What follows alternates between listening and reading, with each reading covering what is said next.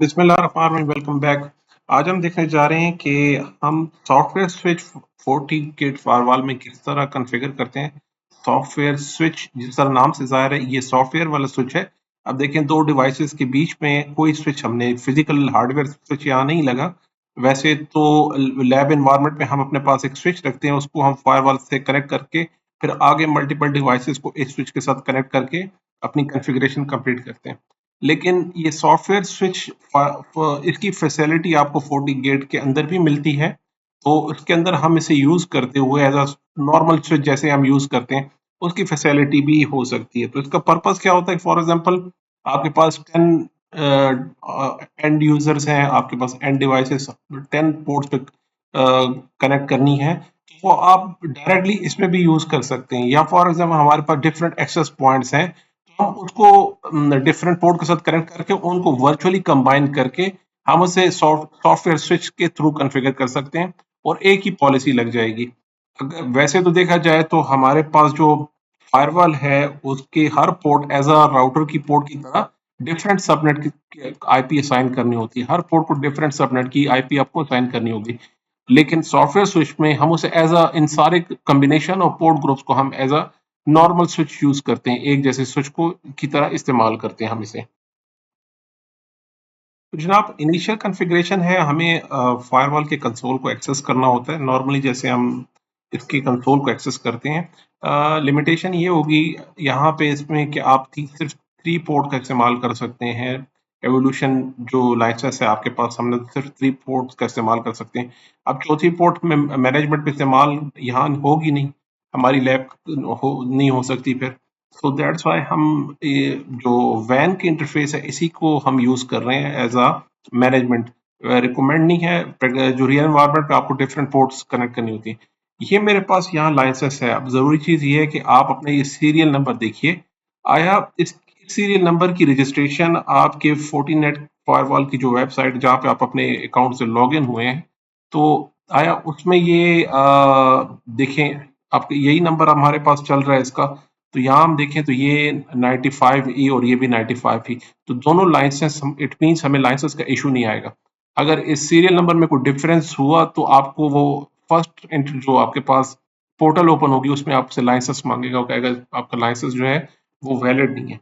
तो हम अपनी लैब की तरफ चलते हैं। मैंने ऑलरेडी रजिस्टर्ड कर लिया था लैब से पहले ही। तो हम इसकी बेसिक कॉन्फ़िगरेशन की तरफ चलते हैं।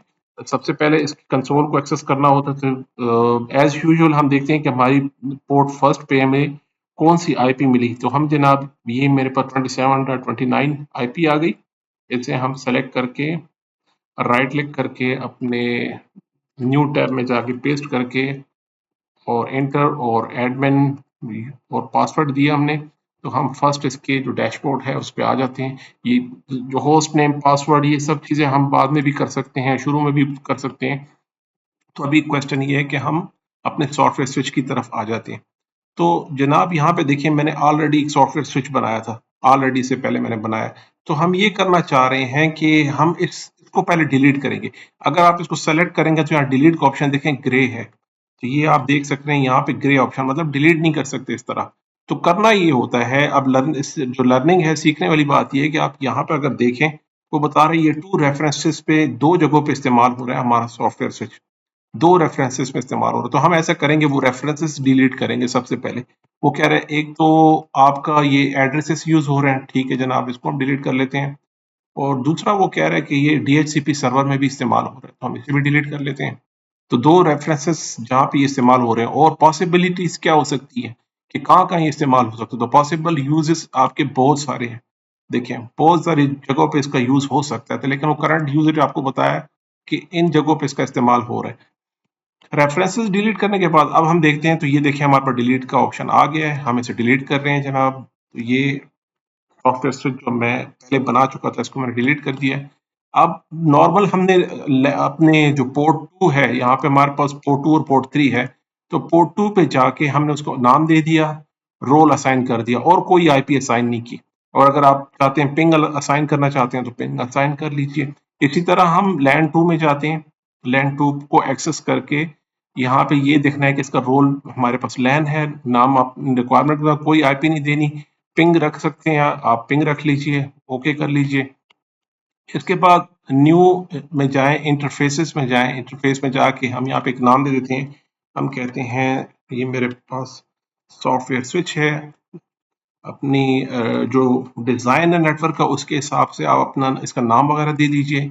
इसके बाद अगर हम देखते हैं तो यहाँ पे मेरे पास सॉफ्टवेयर स्विच नज़र आ रहा है, तो हम इस सॉफ्टवेयर स्विच को सेलेक्ट कर लेता हूँ मैं यहाँ पे। ठीक, और इसके बाद इंटरफेसेस बताइए कौन कौन से इंटरफेसेस कनेक्ट करते हैं। मेरे पास पोर्ट 2 और पोर्ट 3 दो इंटरफेस मैंने बता दिए। रोल उसका लैन है हमारे पास, और गेटवे क्या होगा तो गेटवे हमें बताना पड़ेगा।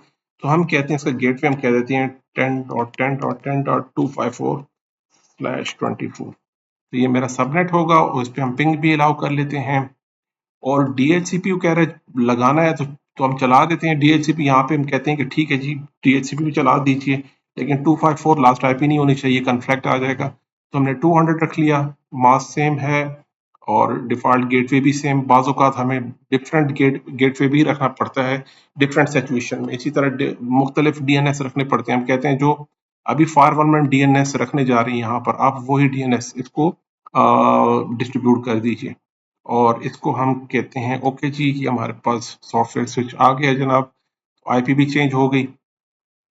इसके अलावा आप DNS चेंज कर सकते हैं, जैसे हम यूजुअली कर रहे हैं। तो हम कहते हैं चलें जनाब इसका भी DNS चेंज कर लीजिए, इसको 8.8.8 कर लें और इसे अपनी कॉर्ड 1 पे रख लेते हैं। यूजुअली हमारे ऑर्गेनाइजेशन में आपका DNS भी स्पेशल केस होता है, वो आपके डिज़ाइन के मुताबिक और कॉन्फ़िगरेशन और पॉलिसी के मुताबिक अपना DNS रखना पड़ता है। तो DNS पे हम डिटेल से बात करेंगे DNS के लेक्चर में। तो ये यहाँ तक हमारा सॉफ्टवेयर स्विच जो है ये हमारा कॉन्फ़िगर हो चुका है। अब हम देखते हैं आया ये इन दो सिस्टम्स के बिहेवियर क्या है। हम सिस्टम पे जाते हैं अपने लिनक्स स्लैक पे और राइट क्लिक करके नेटवर्क मैनेजर पे इसे कनेक्ट करने की कोशिश करते हैं। ये लोड हो रहा है और हम इसे कहते हैं भाई कनेक्ट कर लें। ऑलरेडी हमने DHCP वहाँ कन्फिगर किया हुआ था। तो देखते हैं हमें यहाँ पे कौन सी आईपी मिल रही है। तो देखें 10.2 हमें आईपी आ गई यहाँ पर, 10.10.10.2 की आईपी आ गई। सेम हम अपने दूसरे जो हमारे पास विंडो 8 है इससे हम पता करते हैं आपको कोई आईपी आई। इसको लॉगिन करते हैं हम। S123 डिफॉल्ट इसका पासवर्ड है, इसे हम एक्सेस करके देखते हैं इसे कौन सी आईपी मिली। तो देख रहे हैं, हम देख सकते हैं यहाँ पे हमें जो DHCP से आईपी आ रही वो एज अ स्विच के तौर पे काम कर रहे हैं। तो हमने बीच में कोई स्विच नहीं रखा, लेकिन इसका बिहेवियर स्विच की तरह है। अदरवाइज डिफरेंट पोर्ट्स पे डिफरेंट पॉलिसी होगी, डिफरेंट सबनेट चलता है उस पर। तो ये लॉगिन हो रहा है हमारे पास जनाब। तो अब ये इसका फायदा ये होगा कि ये सिस्टम और ये सिस्टम एक दूसरे को नॉर्मली कनेक्ट कर सकेंगे, अप्रोच कर सकेंगे। दोनों का जो है ऐसे ऐसे बिहेव करेंगे जैसे ये एक ही नेटवर्क में। लेकिन अगर अभी एक नोट करने वाली बात ये है कि ये सिस्टम अभी हमारा इंटरनेट पे नहीं जाएगा। तो हम चेक कर लेते हैं, देखें यहाँ पे कनेक्टेड है। तो इससे हम पूछते हैं कि आया आप इंटरनेट पे जा सकते हैं। तो हम यहाँ से इंटरनेट की कनेक्टिविटी जरा चेक कर लेते हैं। तो देखें डेस्टिनेशन होस्ट अनरीचेबल। तो डेफिनेटली अनरीचेबल होगी, क्योंकि इसमें जो जरूरी चीज है हमारे पास वो है हमारे पास पॉलिसी। हमारे पास नेटवर्क जो फायरवॉल पॉलिसी है वो अभी तक हमने नहीं बनाई कि आउटसाइड हमने, हमारी पॉलिसी अभी सब सिर्फ इनसाइड है। अभी जो ये वर्चुअल जो सॉफ्टवेयर स्विच है जिसे वर्चुअल स्विच भी कहते हैं, ये इन सारे डिवाइसेस की आपस में कनेक्टिविटी को अलाउ करेगा। नॉर्मल स्विच अभी तक इसके आउटसाइड ट्रैफिक को अलाउ नहीं किया गया। यहाँ पे अभी तक साइन ऑफ इंटेरोगेशन है कि यार उसका क्या करना है, तो वो हमने अभी तक अलाउ नहीं किया। तो हम देख लेते हैं हमारे विंडो का सिस्टम अगर आ जाए तो ये हमारे पास कोई एरर दे रहे हैं, हमें इसको रीस्टार्ट करना पड़ेगा। तो हम इसको स्टॉप करके दोबारा स्टार्ट कर लेते हैं। हमारे विंडो 8 में हम वापस आ गए हैं अपने सिस्टम पर, और ये रीस्टार्ट करने के बाद हमारे पास ये विंडो की एनवायरनमेंट आ गई, ऑपरेटिंग सिस्टम। अब इस पे चेक करते हैं हमें DHCP से आईपी कौन से सबनेट से हमें आईपी मिल रही है। तो आईपी हम देख लेते हैं। तो जनाब आप देख सकते हैं कि हमारे पास यहाँ पर 10 के सबनेट में से आईपी आ रही है, और जो डिफॉल्ट गेटवे है वो भी बिल्कुल ठीक आ रहा है, और DNS सर्वर जो DHCP सर्वर वो भी हमें बिल्कुल ठीक बता रहा है। तो मेरा क्वेश्चन ये था कि क्या हम अब दूसरे अपने सिस्टम को पिंग कर सकेंगे। तो ये है कि इनके आपस की कनेक्टिविटी तो ओके है। ये दोनों आपस में एक दूसरे को पिंग कर सकते हैं। तो हम देख लेते हैं कि हमारे पास जो विंडो इन्वायरमेंट है, विंडो में हमारे पास आईपी आ रही है 10.3। तो हम अपने लिनक्स से 10.3 को पिंग करते हैं, यहाँ से पिंग किया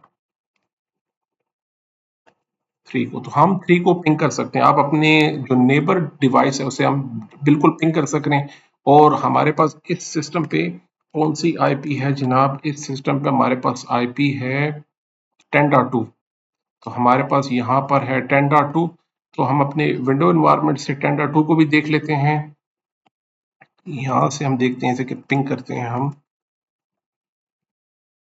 10.2 को पिंग कर लिया, तो ये भी कनेक्टिविटी है। तो क्वेश्चन ये है, क्या ये आउटसाइड इंटरनेट को एक्सेस करेगा? तो मेरा क्वेश्चन ये है कि ये आउटसाइड जाएगा? तो जाना तो नहीं चाहिए और जाएगा भी नहीं, क्यों? डेस्टिनेशन और अनरीचेबल इसकी पॉलिसी नहीं बनी अभी तक। हमने ऐसी कोई पॉलिसी नहीं बनाई कि हमारे ये जो सॉफ्टवेयर स्विच के मेंबर्स हैं वो आउटसाइड जाएं। उसके लिए हमें पॉलिसी बनानी पड़ेगी। तो फायरवॉल में जाके न्यू पॉलिसी हम बना लेते हैं। यहाँ पे हम कहते हैं लेट से इनसाइड टू आउटसाइड कह देते हैं हम इसे। कोई भी नाम अपनी रिक्वायरमेंट के मुताबिक रख सकते हैं। हम कहते हैं जो इनकमिंग ट्रैफिक सॉफ्टवेयर स्विच के जितने भी मेंबर्स हैं उनकी तरफ से अगर ट्रैफिक आए और वैन की तरफ जाए, सोर्स उनका कुछ भी हो, अभी हम आल रख लेते हैं, और डेस्टिनेशन उन उसका कुछ भी हो, इसे भी हम आल कर लेते हैं। सर्विसेज कुछ भी इस्तेमाल कर रहे हैं, अलाउ कर दीजिए सबको। और फ्लो बेस्ड इंस्पेक्शन पॉलिसी रखी हमने। और इसके अलावा हमने कहा कि नेटिंग मस्ट है, नेट हो के ये आउटसाइड पे जाएगा, और सेशन जरूर रिकॉर्ड कर लेना सबके। तो ऐसे हमने किया, ओके। तो जनाब हमारे पास ये फायरवॉल की पॉलिसी बन गई। तो अब हम चेक करना चाहें कि आया अब मेरा सिस्टम आउटसाइड जा रहा है कि नहीं। तो हम अपने लिनक्स से चेक करते हैं कि भाई आप आउटसाइड चेक कीजिए। तो देखें यहाँ पर डेस्टिनेशन और अनरीचेबल आ रहा है किसी भी रीजन से। तो हम वहाँ अपने दूसरे सिस्टम पे चेक कर लेते हैं जनाब। तो जनाब हमारे सिस्टम इंटरनेट को एक्सेस कर पा रहा है, आप देख सकते हैं। हम जब अब इस पॉलिसी बनाने के बाद देखें, उसे जो दोबारा हमने थोड़ा रिस्टार्ट किया तो ये एक्सेस करने लगे। तो हमारे इंटरफेसेस इस तरह काम करते हैं। इसी तरह सॉफ्टवेयर, ये था तरीका सॉफ्टवेयर स्विच को कॉन्फ़िगर करने का। हम विंडोज साइड से भी देख रहे हैं कि ये इंटरनेट पे अब जा रहा है। तो पहले क्यों नहीं जा सक रहा था? क्योंकि हमने फायरवॉल की पॉलिसी नहीं बनाई थी।